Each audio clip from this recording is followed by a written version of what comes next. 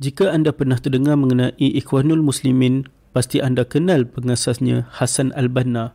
Hassan al-Banna dilahirkan pada tahun 1906 di Mahmudiyah, Mesir. Beliau mendapat didikan dan pengaruh Islam yang kuat di sebuah masjid di tempat kelahirannya. Bapanya, Syekh Ahmad Abdul Rahman, merupakan seorang ulama mazhab Hanbali dan juga merupakan seorang imam, muazzin dan guru di masjid tempat Hassan al-Banna menuntut ilmu. Hassan al-Banna menerima pendedahan politik yang pertama pada tahun 1919 ketika Revolusi Mesir dan ketika itu beliau baru sahaja berumur 13 tahun. Beliau membantu dalam mengedarkan risalah mengenai politik ketika itu, menyertai demonstrasi di Damanhur dan menubuhkan pertubuhan reformasi untuk anak-anak muda. Walaupun beliau aktif di dalam bidang politik, beliau masih merasakan pendidikan itu sesuatu yang penting. Oleh sebab itu, pada tahun 1923, beliau berhijrah ke Kahirah untuk menyambung pelajaran di sebuah sekolah latihan guru yang bernama Darul Ulum. Zaman sebagai pelajar beliau di Kahirah memberikan impak yang besar dalam pembentukan ideologi beliau. Kahirah merupakan sebuah bandar besar dan maju ketika itu. Namun begitu, pemuda di Kahirah kelihatan seperti telah lalai dari ajaran Islam yang sebenar dan budaya Barat lebih berkuasa di situ. Begitu juga dengan politik Mesir yang mempunyai pandangan yang bercanggah dengan ajaran Islam. Berbeza dengan kehidupannya di perkampungan di Mahmudiyah yang masih berpegang teguh kepada ajaran Islam. Ketika beliau di Kahirah jugalah beliau didedahkan dengan hasil kerja dan penulisan ulama' pergerakan Salafiyah, Rashid Rida. Hasil daripada pendedahan ini, Hassan al-Banna seakan mendapat panduan untuk membetulkan semula kelalaian yang dilakukan oleh masyarakat Mesir.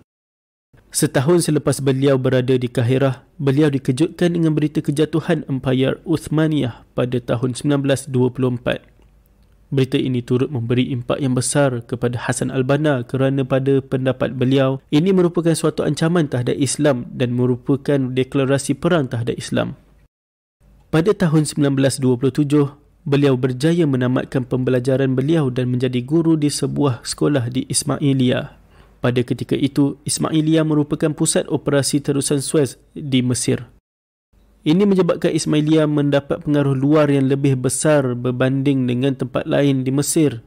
Semasa tinggal di sana, Hassan al-Banna semakin kecewa dengan kolonialisme budaya Inggeris. Beliau sangat risau bahawa usaha tergesa-gesa untuk memodernkan Mesir seringkali mempunyai kesan negatif dengan mengorbankan prinsip-prinsip Islam.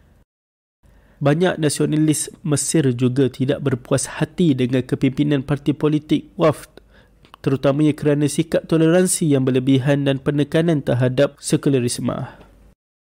Hassan al-Banna menjadi rapat dengan ramai pemikir penting di Kahirah dan juga telah saling berbalas surat dengan Rashid Rida. Di sini, Hassan al-Banna mengembangkan kerangka ideologi pandangan dunia pembaharu Islam pada masa lalu dalam tafsiran Rashid Rida. Salah satu idea pembaharu paling penting yang dipromosikan oleh Rashid Rida adalah pembentukan negara Islam yang akan diatur oleh syariah dan kembali kepada masyarakat zaman Nabi Muhammad SAW dan para sahabatnya. Mengikuti idea-idea Rashid Rida, Hassan al-Banna percaya bahawa kemerosotan moral adalah penyebab utama kemerosotan sosial dan politik serta merasa bahawa ceramah yang disampaikan di dalam arena masjid tidak cukup untuk menahan arus liberalisasi masyarakat yang didorong oleh penekanan sekularisme oleh ahli politik. Di Ismailiyah, al-Banna pergi ke kedai kopi untuk memberikan ceramah ringkas kepada masyarakat umum. Ucapan karismatiknya menarik ramai pemuda untuk memperjuangkan Islam. Pada 1928, 6 pekerja yang bekerja dengan syarikat terusan Suez menghubungi Hassan al-Banna mengadu ketidakadilan yang dialami oleh umat Islam di bawah kendalian kolonial asing. Mereka melantik Hassan al-Banna sebagai pemimpin mereka dan mereka akan bekerja untuk Islam melalui jihad. Dengan demikian tertubuhlah Ikhwanul Muslimin. Pada tahun 1932, Hassan al-Banna mengumumkan Ikhwanul Muslimin memindahkan pusat operasi Ikhwanul Muslimin ke Kahirah dari Ismailiyah. 10 tahun kemudian, Ikhwanul Muslimin didakwa mempunyai 500,000 ahli. Melalui Ikhwanul Muslimin, Hassan al-Banna menegaskan bahawa hanya sistem Islam sahaja yang dapat menyelesaikan masalah pemodenan dan menyeru umat Islam agar menolak ideologi Barat. Pada tahun 1948, tercetusnya Perang Arab dan Israel. Ikhwanul Muslimin telah menghantar sukarelawan untuk membantu memerangi Israel. Perbuatan ini menjadi kemuncak konflik antara Ikhwanul Muslimin dan monarki Mesir. Risau akan jumlah pengikut Ikhwanul Muslimin yang semakin besar dan kuat, serta kabar angin yang mengatakan Ikhwanul Muslimin ingin merampas kuasa. Perdana Menteri Mesir ketika itu, Nokrashi Pasha, telah mengharamkan Ikhwanul Muslimin.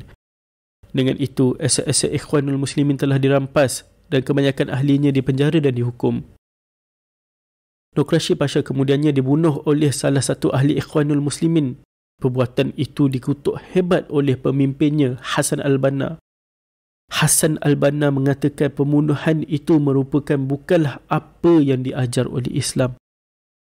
Pada 12 Februari 1949, Hassan al-Banna bersama abang iparnya telah pergi ke sebuah tempat untuk berbincang dengan wakil dari kerajaan, iaitu Menteri Zaki Ali Pasha. Namun begitu, menteri itu tidak hadir. Setelah menunggu sekian lama, Hassan al-Banna dan abang iparnya pun beredar dari situ. Sedang mereka menunggu teksi, mereka ditembak oleh dua orang yang tidak dikenali. Hasil daripada luka tembakan, Hassan al-Banna meninggal dunia di hospital. Jenazah Hassan al-Banna dituntut oleh ayahnya dan pengebumiannya dihadir oleh hanya ahli keluarga kerana kerajaan telah melarang orang awam untuk hadir.